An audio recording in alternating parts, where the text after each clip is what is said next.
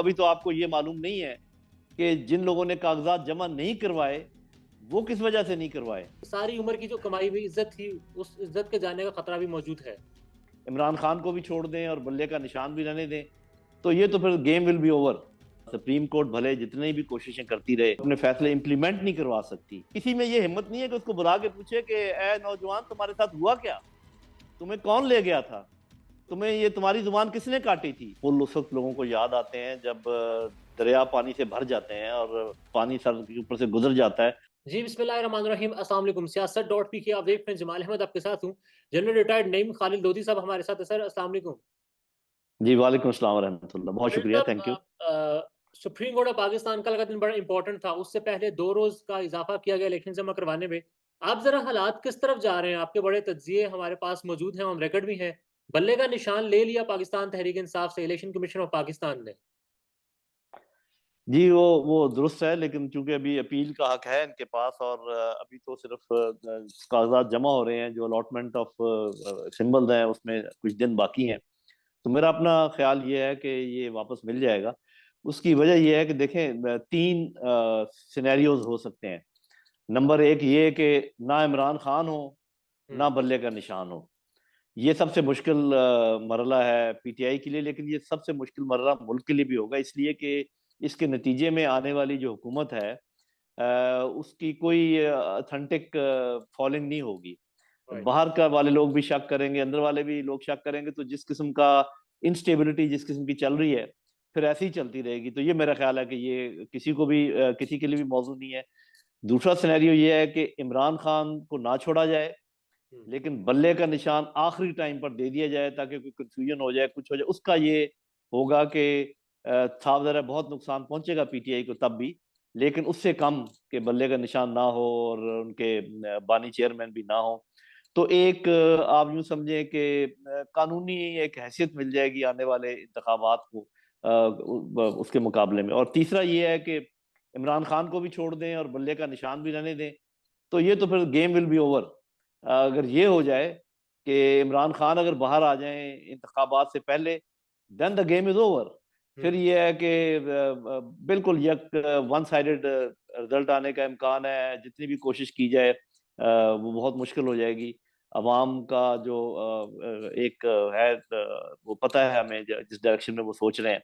तो मेरा अपना ख्याल ये है कि जो डिसीजन मेकर्स हैं they will go for second option, ban ban, कि हम्म। इमरान खान को ना छोड़ा जाए, हम्म। बल्ले का निशान आखिरी दिनों में बेशक मिल जाए, सब कुछ। लेकिन इस सारी सूरत हाल की जो देखें, जब आप भी एक चीज देख रहे हैं मैं भी देख रहा हूँ, तो आला अदालतों को भी तो नजर आ रहा है।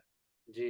वैसे तो हम सुओ मोटो एक्शन कभी भी ले लेते हैं, तो इससे ज्यादा अवामी इंटरेस्ट की चीज क्या हो सकती है कि इंतखाबात होने वाले हैं और ये जो आपने देखा कि जो लोग कागज जमा करवाने गए उनके साथ क्या हुआ। अभी तो आपको ये मालूम नहीं है कि जिन लोगों ने कागजात जमा नहीं करवाए वो किस वजह से नहीं करवाए। हाँ जी। ये वो तो बात छुपी हुई है, लोगों को माल पता ही नहीं है। बहुत सारे लोग ऐसे हैं जो कागजात जमा करवाना चाहते थे लेकिन वो वहां तक आए ही नहीं, वो करवाए ही नहीं। अब उनकी कहानियां अलग अलग हैं। और हम्म। ये जो बात है कि जब आपकी आपकी इस बात में बड़ी गहरी बात है कि जो जमा करवाना चाहते थे मगर नहीं जमा करवा पाए। सारी उम्र की इज्जत जी कमाई, सारी सारी उम्र की जो कमाई हुई इज्जत थी, उस इज्जत के जाने का खतरा भी मौजूद है। ऐसा ही जी है। बस आपने आपने बात को भांप लिया है। और लेकिन ये है कि ये कब तक चलेगा। हम्म। आपने जिस तरीके से मेन मीडिया को मजल किया हुआ है वो बात नहीं कर सकते। और कुछ हमारे जो वजीर हैं वो ये कह रहे हैं जी हमने तो नहीं रोका हुआ। तो हाँ। फिर भाई आप गवर्नमेंट में हैं, तो फिर आप किस लिए गवर्नमेंट में हैं अगर आप में ये भी पावर नहीं है कि क्या रोक सकें और क्या ना रोक सकें। तो मेरा अपना ख्याल ये है कि ये तमाम ये बंद गली में से तमाम चीजें जा रही हैं और जाके किसी दीवार के साथ टकराएगा सब कुछ। और अल्लाह ना करे कि चीजों के पाश पाश होने के इम्कान भी हैं। जनरल साहब, सलमान अकरम राजा साहब ने कागजात जमा करवाए, दीगर और लोगों ने जमा करवाए हैं। आपका इरादा है, इरादा था, इरादा बन जाएगा इलेक्शन लड़ने का? देखिए अब तो खैर वक्त भी खत्म हो गया। एक एक रोज है। बात यह है कि जी जी एक रोज है। बात यह है कि मैं आपको हमेशा कहा करता हूँ कि मैं ये चाहता हूँ कि यंग लोग आगे आए। मेरी उम्र अभी अगली मार्च में 71 ईयर्स हो जाएगी। और माशाल्लाह। मैं समझता हूँ कि ये जो हमारी जनरेशन है ये फेल्ड जनरेशन है। हमें चाहिए कि इस वक्त जो लोग 35 से लेकर 55 साल के पेटे में हैं, उनका हक बनता है कि उनको आगे लाया जाए। मैं अगर कागजात नामजदगी जमा करवाता तो पजीर आई भी होती, मुझे निशान भी मेरी मर्जी का मिल, मेरी मर्जी की पार्टी भी मिल जाती। लेकिन मैंने ये सोचा कि मैं ये जो काम कर रहा हूँ ना, कि ये कड़वाहट कम करने वाला हम्म। और एक ब्रिज का रोल करने वाला, ये शायद नेशनल पॉइंट ऑफ व्यू से ज्यादा अहम है एमएनए वगैरह बनने के मुकाबले में। जी ब्रिज ब्रिज का रोल अभी भी जारी है? जी बिल्कुल, वो तो जारी रहेगा। वो तो होता ही है कि बहुत जब बिल्कुल पानी सर से गुजरता है तो तब ब्रिज याद आते हैं लोगों को। हम्म। जब तक पानी नीचे सतह पर होता है तो दरिया के किनारे किनारे चलने के मौके होते हैं। जब पानी चढ़ जाता है तो फिर ब्रिज के अलावा और कोई आपके पास जगह नहीं। हम्म। और ये ब्रिज जी ये बता रहा है अब बड़ी माजरत अगर आपको इस लफ्ज से हो कि सेकंड ऑप्शन की तरफ जाया जाएगा, ऐसा लगता है। इमरान खान जेल में जी रहेगा, जी पल्ले का जी, निशान। ये मेरा एनालिसिस है, ये मेरा एनालिसिस है, इसलिए कि इसी में थोड़ा सा फेस सेविंग है। हम्म। अदरवाइज तो there is no face saving. जैसे मैंने कहा कि बाकी दोनों जो ऑप्शन हैं वो बहुत ही मतलब ये कि किसी के लिए बहुत अच्छी, किसी के लिए बहुत बुरी। और दुनिया के पॉइंट ऑफ व्यू से, अंदरूनी पॉइंट ऑफ व्यू से इस वक्त जो मुझे लग रहा है सबसे देखें बेस्ट ऑप्शन तो ये है कि आप फ्री एंड फेयर इलेक्शन करवाएं। जी, हाँ। इमरान खान को भी जमानत पर छोड़ें, बेशक आप आपने डिस्क्वालीफाई किए, उनको हिस्सा ना लेने दें, हम्म। आप वैसे उनको छोड़ दें। और उसी से आपको पता चल जाएगा कि कैसे काया पलट जाएगी। बड़ी इंपॉर्टेंट बात है ये। जनरल साहब, हम देख रहे हैं कागजात नामजदगी जो लोग जमा करवाने जाते हैं, जमा नहीं किए जा रहे। सुप्रीम कोर्ट ऑफ पाकिस्तान का फैसला भी कल आया। उन्होंने इलेक्शन कमीशन को कहा, इलेक्शन कमीशन ने यकीन दहानी करवाई लेवल प्लेइंग फील्ड की। अब हालात ये हैं कि परवेज लाही साहब के जो कागजात जमा करवाने थे, पुलिस रोक रही थी, तो फिर आरओ दफ्तर से बाहर आकर उसने कागजात जमा किए हैं।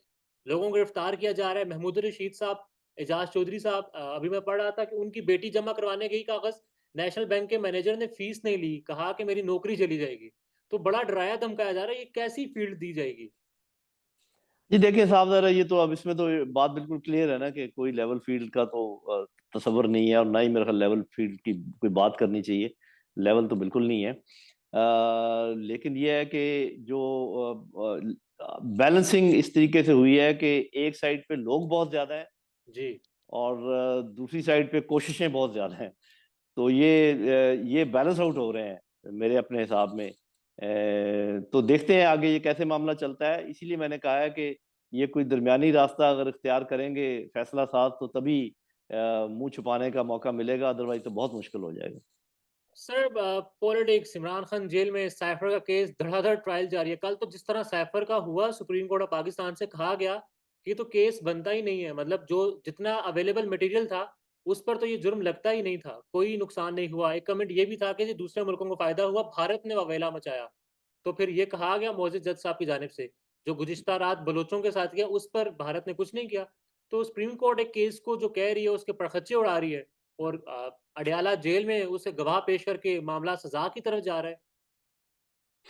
ये देखिए, बात ये है कि हर चीज का जो एंड होता है हुँ। वो फैसला करता है कि अल्टीमेटली क्या डिसीजन अच्छा था, क्या बुरा था। सुप्रीम कोर्ट भले जितनी भी कोशिशें करती रहे, हुँ। अगर वो अपने फैसले इंप्लीमेंट नहीं करवा सकती, हाँ। तो सुप्रीम कोर्ट को खुद सोचना चाहिए कि भाई वो फिर क्या कर रहे हैं। सुप्रीम कोर्ट ऑफ पाकिस्तान, जिसका मतलब ये है कि जो वहां से वर्डिक्ट आ जाए, सब पर लाजिम है कि उसकी इज्जत करें, उसके ऊपर अमल करें।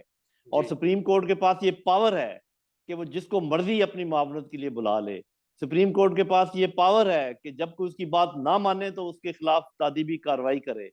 तो हम देखते हैं कि इसी इसी से पता चलेगा कि आप जो फैसले कर रहे हैं वो कितने दिल से कर रहे हैं, या किस प्रेशर में कर रहे हैं, या किसकी आसानी के लिए कर रहे हैं, या वाकई आप मुकम्मल तौर पे कॉन्स्टिट्यूशन को आप होल्ड करने के लिए तैयार हैं और हर किस्म का जो आपके पास पावर है उसको इस्तेमाल करने के लिए तैयार हैं।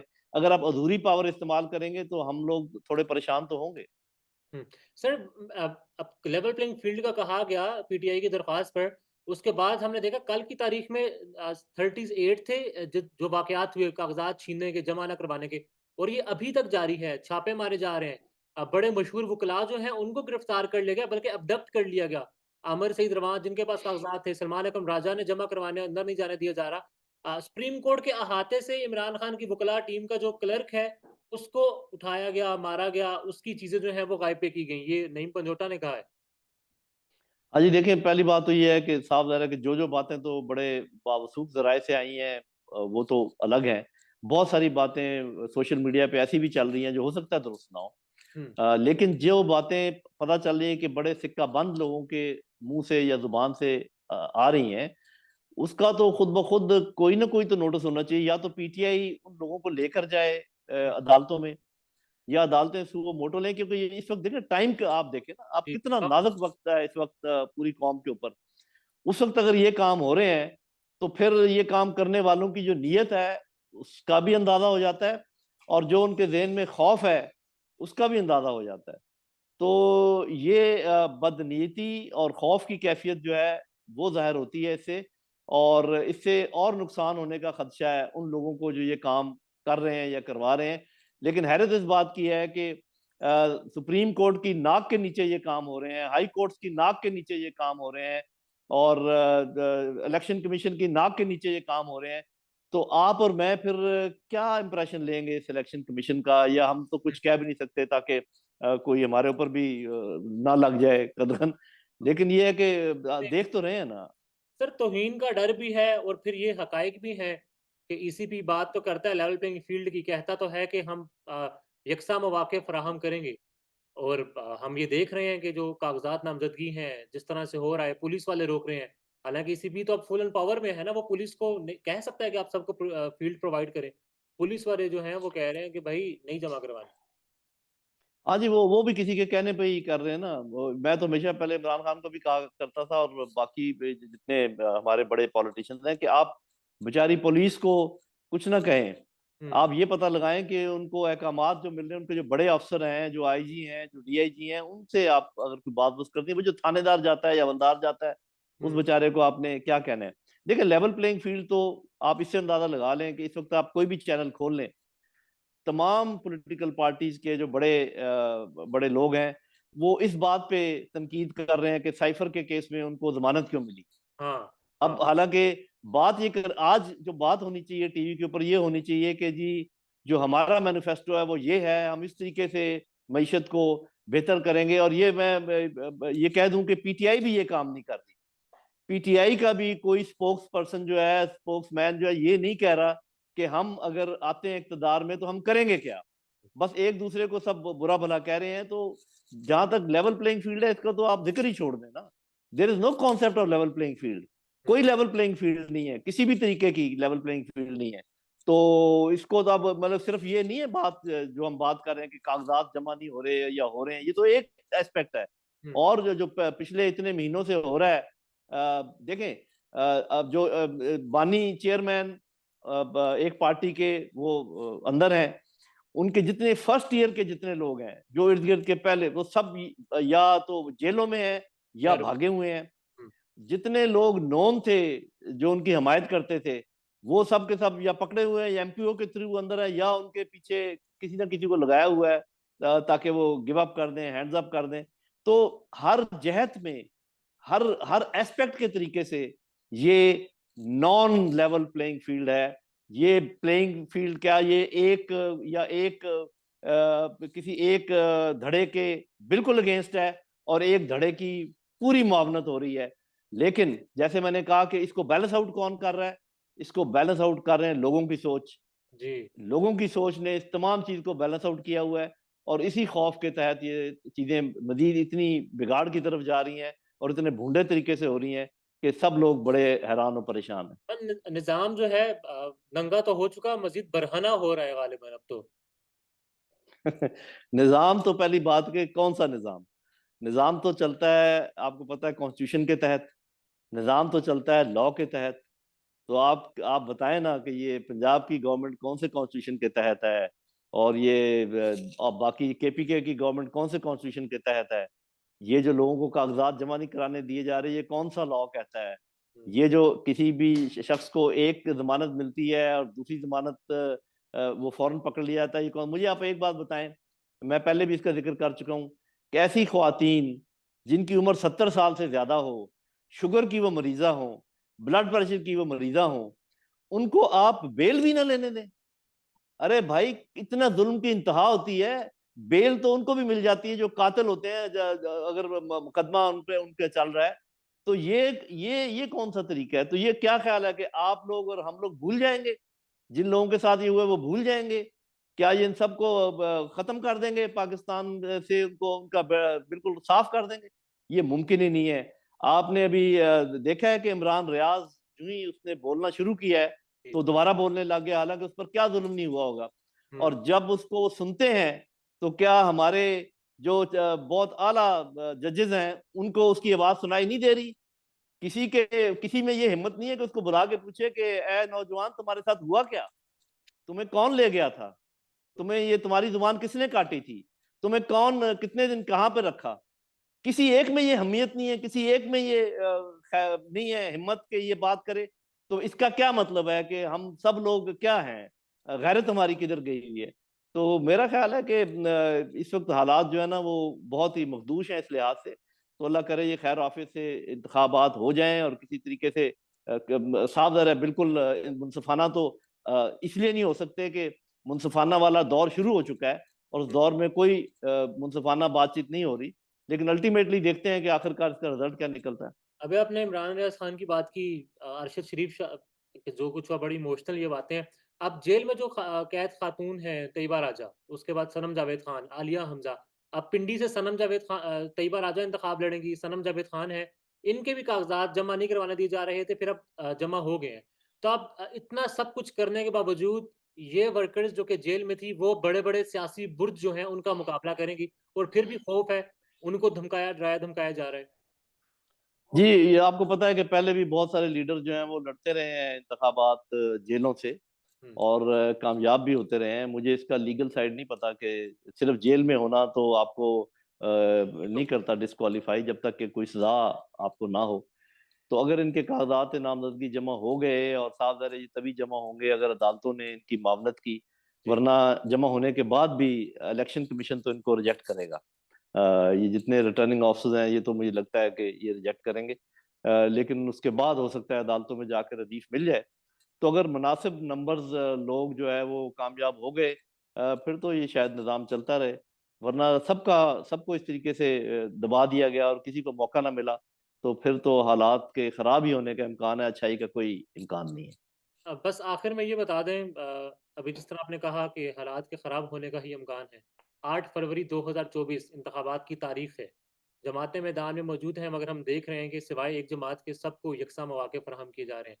वो जमात सिर्फ ये कह रही है कि हमें सिर्फ फील्ड दे दें, लेवल प्लेइंग हर चीज़ हम खुद कर लेंगे, हमारे उम्मीदवारान जो नोन नहीं भी हैं उनको भले इलेक्शन लड़ने दें।